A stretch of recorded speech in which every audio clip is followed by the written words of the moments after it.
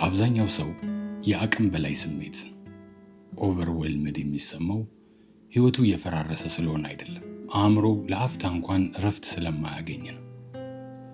አንድ ችግር ብቅ ይላል፣ ከዚያም በድንገት የሁሉም ነገር ማዕከል ሆኖ ቁጭ ይላል።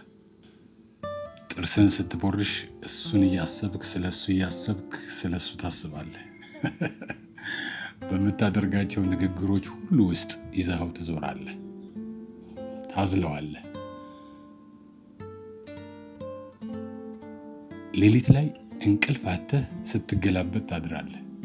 ለብዙ ጊዜ ካሰብኩበት መፍትሄው በድንገት ብቅ ይላል ብለህ ተስፋ በማድረግ ያንኑ ሐሳብ ደጋግመህ መላልሰህ ታስበዋለህ።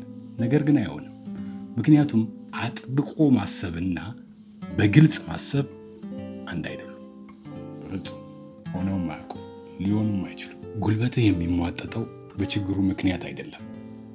ጉልበትህን የምታጣው ትኩረትህ በዚያ ችግር ውስጥ ታስሮ በመቆየቱ ነው። አእምሮህ በተሻለው ነገር ላይ ብቻ ሲያተኩር እንዴት ወደፊት መጓዝ እንዳለበት ቀስ በቀስ እየረሳው ይሄዳል። ስሜት መሪነቱን ይረከባል። እይታ ይጠባል። ቀለል ያሉ ውሳኔዎች እንኳን ከባድ መስለው መታየት ይጀምራሉ።